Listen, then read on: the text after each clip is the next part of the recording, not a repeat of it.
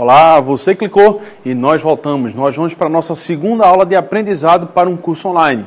Nessa aula eu vou mostrar a você que é possível resolver questões com cálculo, com muita regra de 3, sem perder a linha. Até mais fácil do que num curso presencial. Nós vamos trabalhar hoje gases, especificamente gases, algumas questões com alguns cálculos bem elegantes para que a gente possa ter um resultado legal. Vamos aprender agora a trabalhar com cálculo. Vamos lá, vamos para a questão número 1. Nessa questão número 1, é uma questão longa, que a gente tem que ter cuidado com a leitura. Você tem que ir anotando tudo o que você achar. Eu vou usar aqui o marca-texto para que a gente possa acompanhar bonitinho, como a gente fez na primeira aula e você entendeu. Na busca por combustíveis mais limpos, o hidrogênio, ele trabalha aqui a questão do hidrogênio, só para você entender onde eu estou lendo, para não se perder, eu estou riscando. Tem se mostrado uma alternativa muito promissora, pois a utilização não gera emissões poluentes. O combustível hidrogênio, quando ele é queimado, ele produz como produto a água. E a água não é uma substância poluente. O esquema a seguir mostra a utilização do hidrogênio em uma pilha eletroquímica, fornecendo energia elétrica a um motor. Aí mostra um esquema bonitinho, que para essa questão, infelizmente, não serve para nada. Ele mostra uma pilha de hidrogênio e oxigênio, que inclusive no nosso curso do SSA 3 ela está respondida trabalhando o conceito de eletroquímica, trabalhando o conceito da pilha propriamente dita.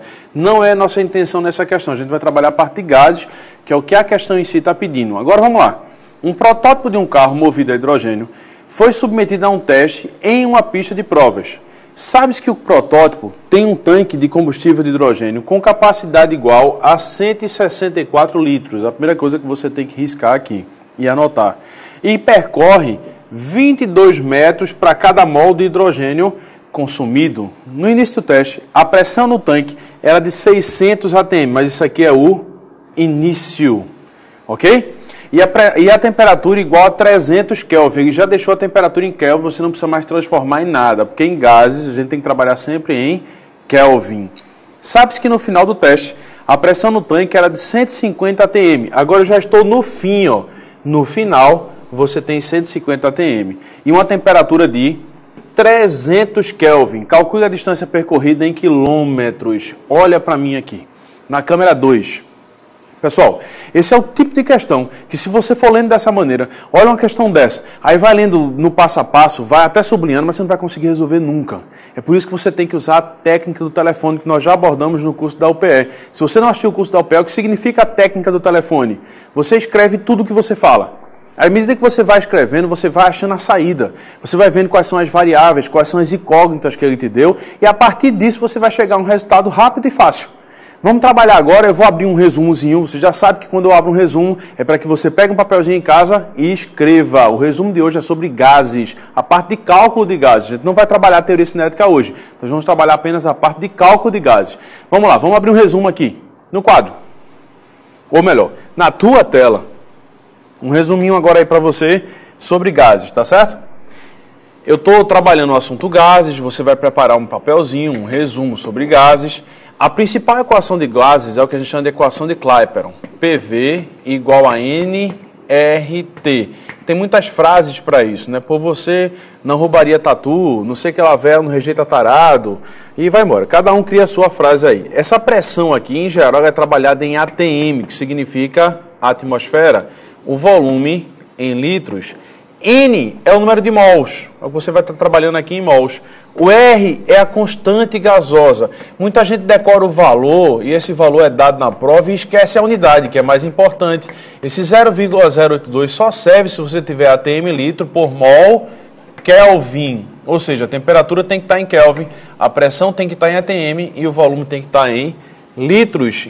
E a temperatura para gases é obrigatório. Você sempre tem que trabalhar essa escala em Kelvin. Não esquece, anota uma observação, temperatura para gases tem que ser em Kelvin. A partir dessa equação de Clapeyron, que eu vou fazer em outra cor, vou fazer em verde aqui agora, você pode trabalhar todas aquelas variáveis.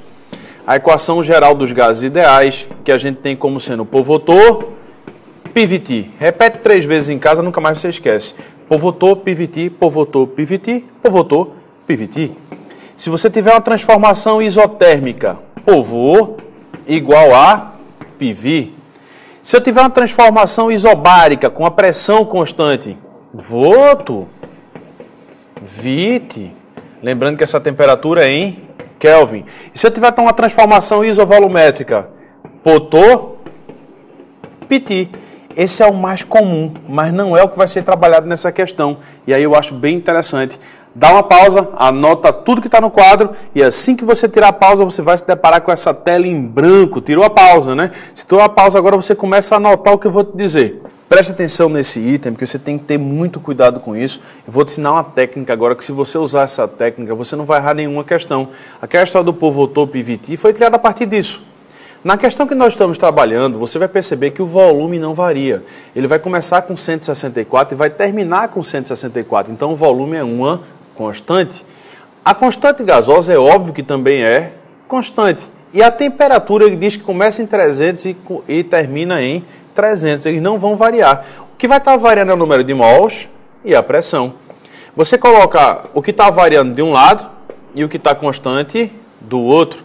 A consequência de isolar isso, você vai ter aqui, ó, P sobre N igual a RT sobre V.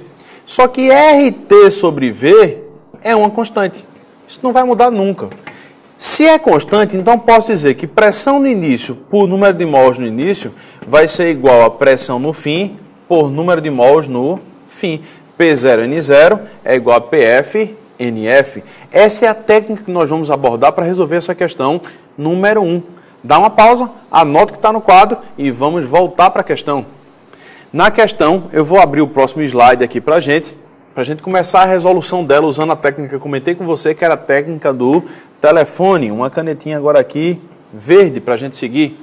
Um protótipo de um carro movido a hidrogênio foi submetido a um teste em uma pista de provas.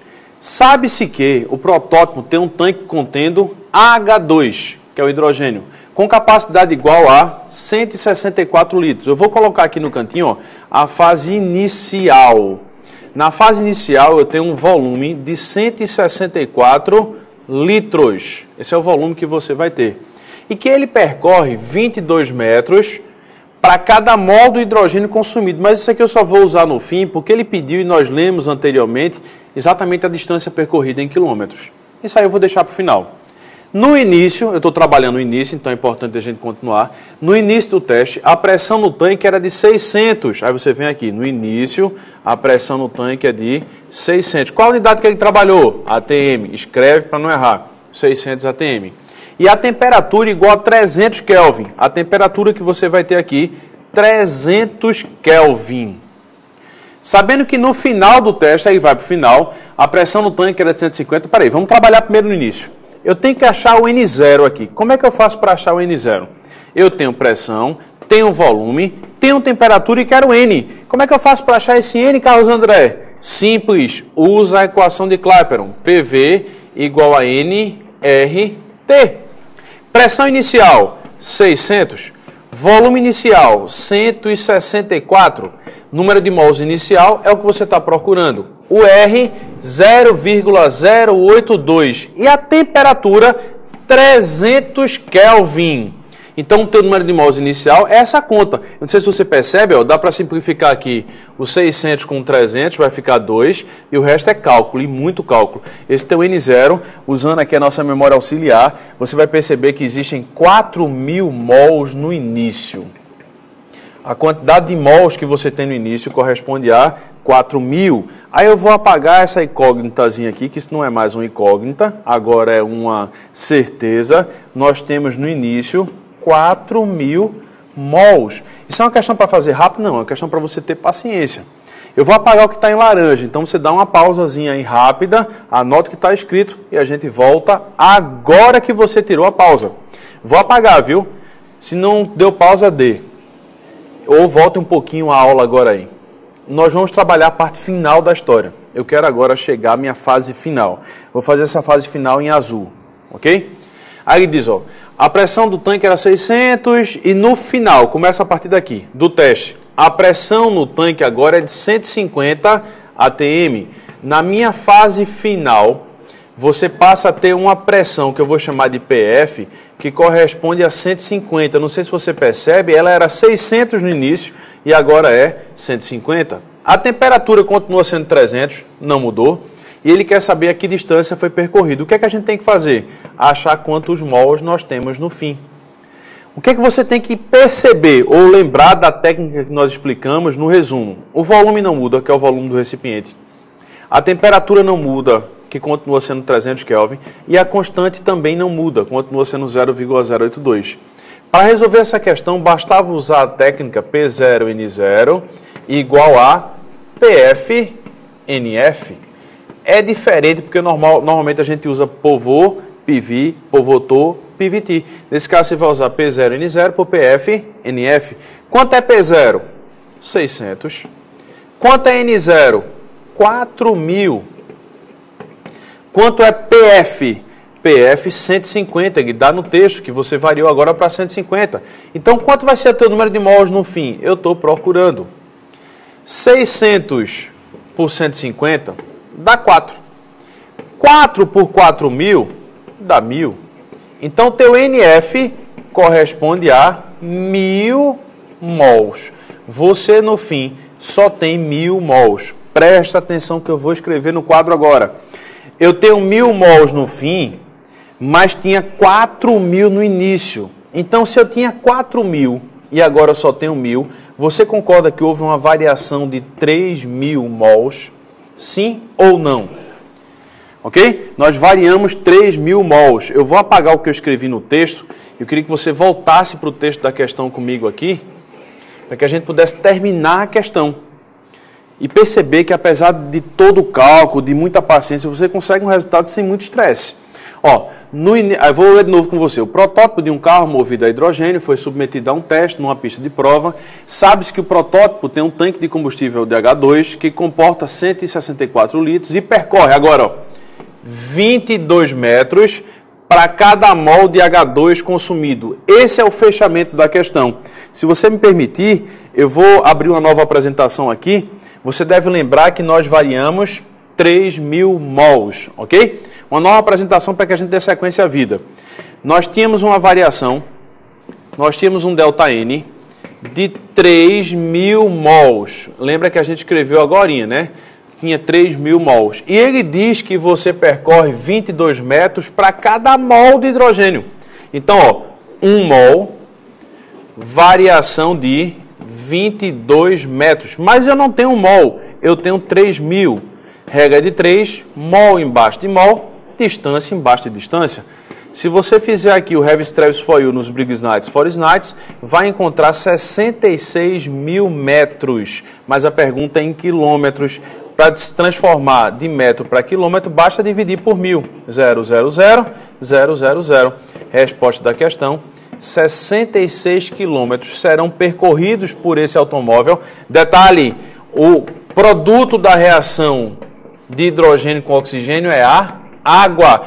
Esse automóvel percorreu 66 quilômetros sem poluir. Aí eu queria que você olhasse para mim aqui na câmera geral. Vamos juntos para partir para a próxima questão, que é a questão número 2. Eu acho que você já entendeu. É cansativa uma questão? É. Como é em qualquer lugar, uma questão longa. Mas você tem que ter paciência. E aí você vai anotando e vai respondendo. Guardou o resumo, que eu acho importante que você guarde. Você já tem um resumo de cálculos químicos e agora tem um resumo de gases.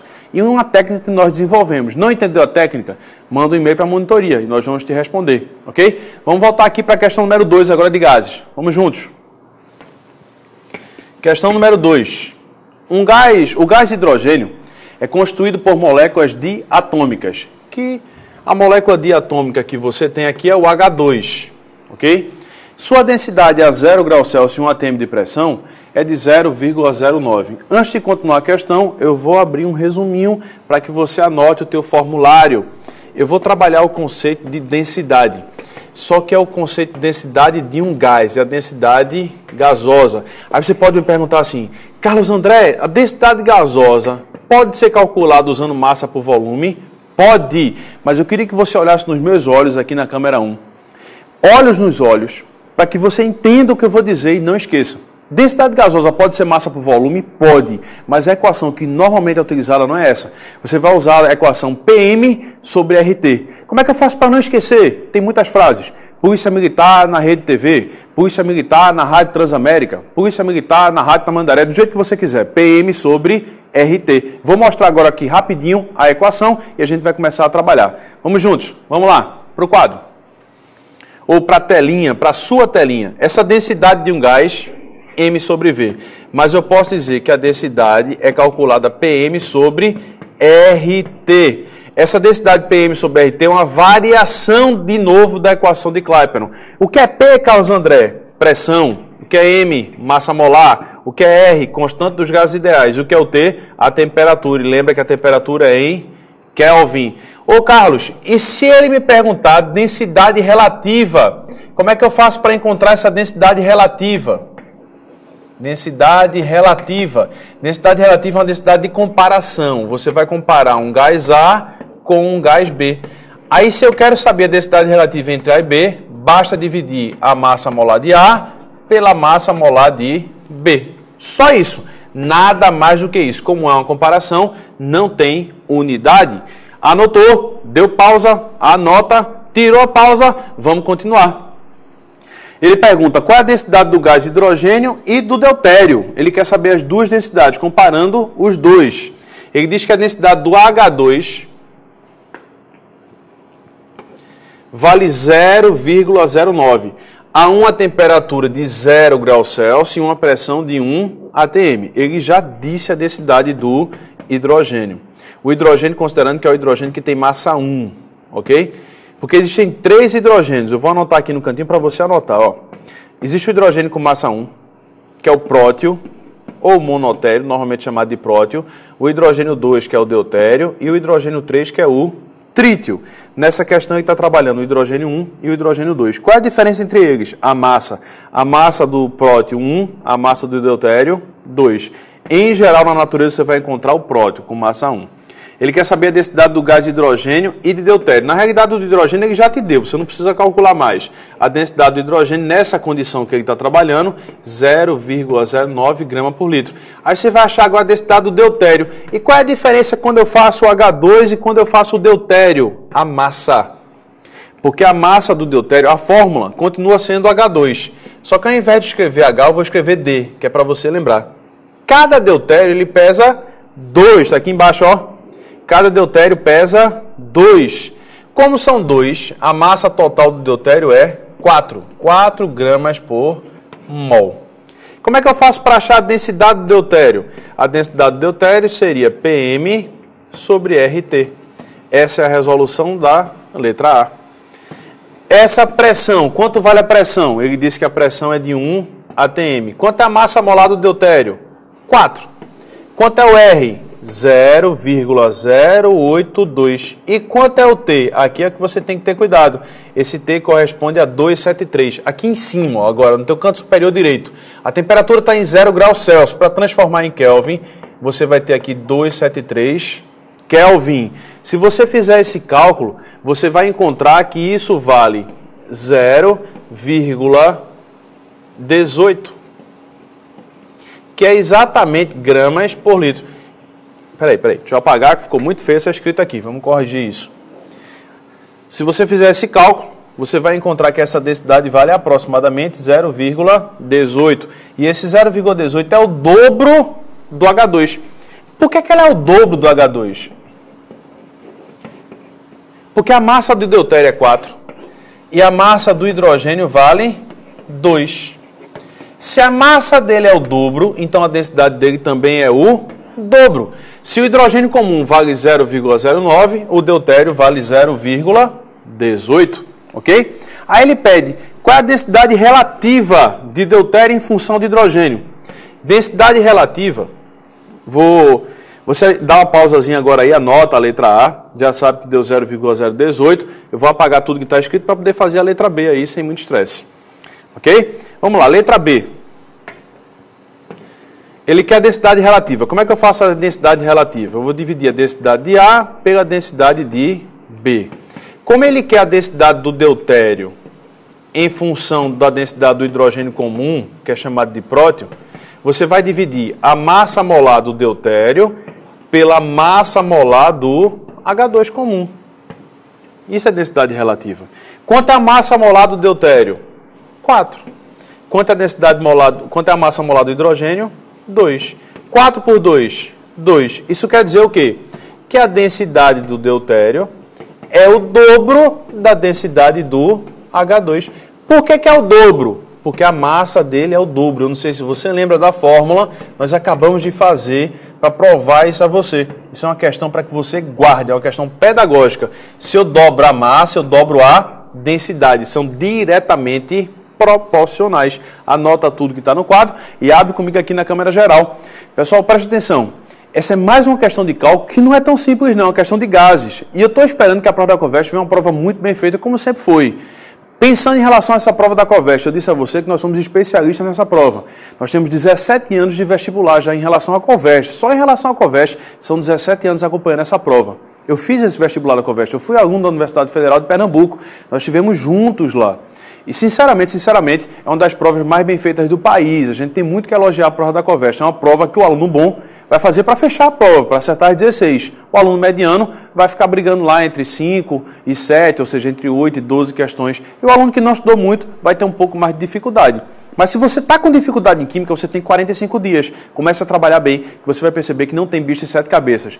Nós não entramos ainda nas questões da Covest. Daqui a pouquinho, depois da terceira aula, a partir da quarta aula de vocês, aí sim é material Covest. Já está o material no site. Você pode resolver todas as questões se quiser. Tem mais de 300. Já estão gabaritadas. Você vai mandar a dúvida para a monitoria. E com certeza, no listão, a gente vai estar comemorando. Eu queria muito receber uma mensagem tua dizendo que foi aprovado, que curtiu bastante o curso, que vai compartilhar os nossos links, que você vai indicar os seus amigos para o ano que vem ser assinante do nosso curso.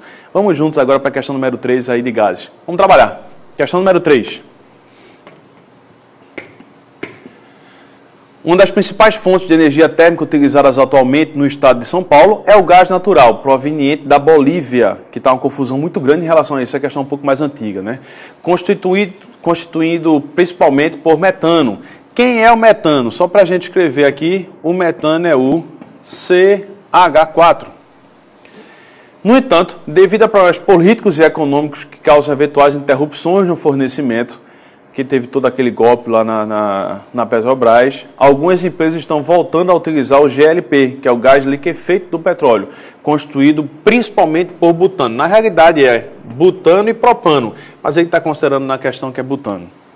Forneça as equações químicas para a combustão de cada um desses gases e calcule os volumes de cada um deles produzem de CO2 a partir de 1 mol de cada. Vamos primeiro montar a reação de combustão. Veja, a reação de combustão é relativamente simples. Você vai pegar o composto orgânico, que nesse caso é o CH4, vai reagir com o oxigênio e o produto de uma reação de combustão completa é CO2 mais água. Combustão de derivados do petróleo polui? Polui, porque forma o CO2. O CO2 aumenta o efeito estufa, que inclusive caiu na prova da UPE agora, na prova tradicional da UPE. Vai balancear. Eu tenho um carbono aqui e tenho um carbono aqui.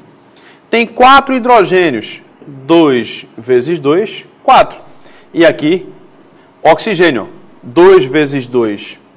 Vamos lá, rapidinho. 2 vezes 2, 4 oxigênios. Eu tenho 2 mais 2, 4 oxigênios. Essa reação fica balanceada dessa maneira. A gente não trabalhou a questão do balanceamento das reações ainda. Eu estou apagando aqui para a gente trabalhar a parte de cálculo, que foi o que ele pediu. E uma coisa importante que você saiba, normalmente a prova da Covest dá a reação balanceada, a não ser que seja uma questão específica para isso. A segunda reação que ele narra aí é a combustão do butano, que é o C4H10. Também vai queimar na presença do oxigênio e vai ter o mesmo produto, o CO2 mais água. CO2 mais água. Só que nesse caso eu tenho 4 carbonos aqui, ó. Mudando de cor, você tem 4 carbonos. Não mudou ainda, vamos lá agora. Tem 4 carbonos. Então vai ter que ter 4 carbonos aqui no produto. Tem 10 hidrogênios. 5 vezes 2, 10. Para balancear os oxigênios, ó, 4 vezes 2, 8. Mais 5, 13. Então aqui eu teria 13 sobre 2. Porque 13 sobre 2 vezes 2, 13. Reações montadas e balanceadas, eu repito, normalmente a Covest vai te dar essa reação já prontinha, já balanceada para você. Leia de novo, Porque sempre que a questão estiver se referindo a cálculos químicos ou cálculos estequiométricos, é necessário que você faça a leitura mais de uma vez. E tem tempo, você vai fazer essa prova de química junto com física. São 16 questões em aproximadamente 1h50. Você vai terminar essa prova um pouco antes, se tiver técnica para isso. Mas nós vamos desenvolver essas técnicas ao longo dessas aulas. Forneça as equações químicas para a combustão de cada um desses gases e calcule os volumes de que cada um deles produzem de CO2, partindo de um mol de cada, considerando a CNTP. Agora vamos para a parte de gases. Cada 1 mol de metano produz 1 mol de CO2. E a gente sabe que 1 mol para Coveste de qualquer gás, considerando a CNTP, corresponde a 22,4 litros. Por que é que eu estou enfatizando isso? Porque na prova da UPE, ao invés de 22,4, você vai considerar que você tem aí 22,7. Então, cada mol de metano queimado libera 22,4 litros de CO2. Já cada 1 mol de butano que queima produz 4 mol de CO2. Cada 1 mol desse camarada aqui, que é o butano, que é o C4H10, vai produzir 4 mols de CO2, ou seja, 4 vezes 22,4 litros. Aí você faz esse cálculozinho agora aí rapidinho. 4 vezes 4, 16, 22 vezes 4, 88, isso vai dar 89,6 litros. Essa é a quantidade de CO2 que 1 mol de butano libera para a atmosfera quando queimado. Já a quantidade do metano, 22,4. Lembre que o que é CNTP? Estou aqui em cima na tua tela. Condições normais de temperatura e pressão. Aqui a pressão é de 1 atm e a temperatura você vai considerar 0 graus Celsius. Muita gente confunde isso. E o que é CATP? Condições ambientais de temperatura e pressão. Pressão de 1 atm e a temperatura normalmente é 25 graus Celsius, mas para facilitar os cálculos, muitas vezes se considera 27, porque nós vamos somar para transformar em Kelvin. E 25 mais 273 dá 298. Lembre que temperatura para gases obrigatoriamente em Kelvin.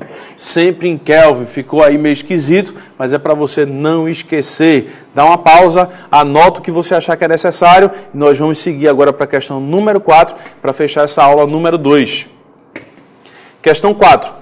Sabendo-se que a concentração de O2 na atmosfera ao nível do mar, ou seja, uma pressão de 1 atm altitude zero, é em torno de 20%. Na realidade é 20,9% em volume. Justifique por que a afirmação adiante está certa ou errada. O volume molar do ar na CNTP contém 6,4 gramas de oxigênio. Preste atenção. O que é o volume molar? O que significa essa afirmativa aqui, volume molar? Volume molar é o que você conhece como volume de 1 mol, que a nível do mar, considerando a CNTP, corresponde a 22,4. Só que isso é o volume molar do ar.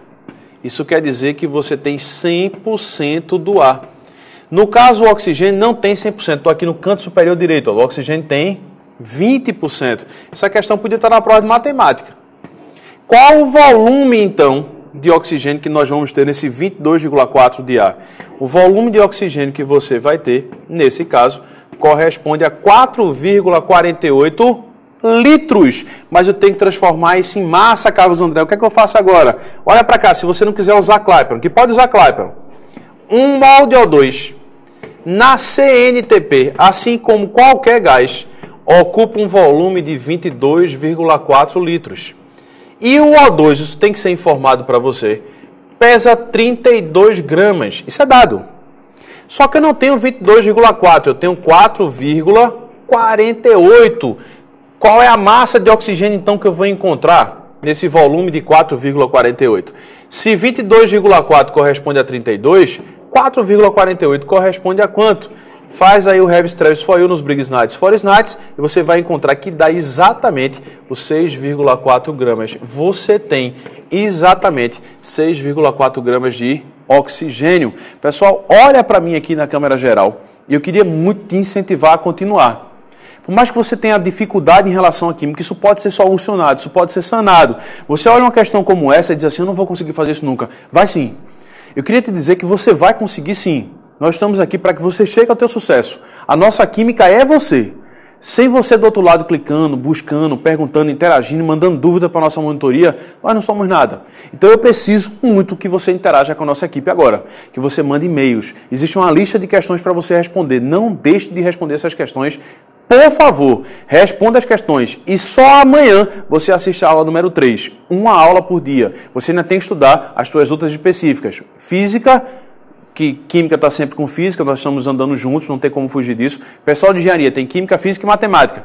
Pessoal de saúde, química, física e biologia. Você tem que estudar física e biologia ou física e matemática. Estuda química 1h30 por dia, de 1h30 a 2 horas. Todos os dias, praticamente, até a prova da Covest. E faz isso também com física e biologia ou física e matemática. Eu vou dar até uma dica, muito honesta. Estude um pouquinho mais de tempo matemática e biologia.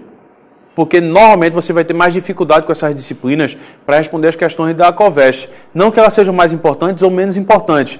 Todas têm sua importância. Estamos falando de uma segunda fase. Uma fase que é específica, mas é necessário que você dê atenção a todas. Não estuda só química, não. Eu sei que a vontade é estudar química, porque química realmente é maravilhoso. Deus te abençoe ricamente nessa noite ou nessa tarde. Na hora que você clicou, é a melhor hora para estar assistindo aula. E até amanhã. Um abração. Beijão. Vamos lá.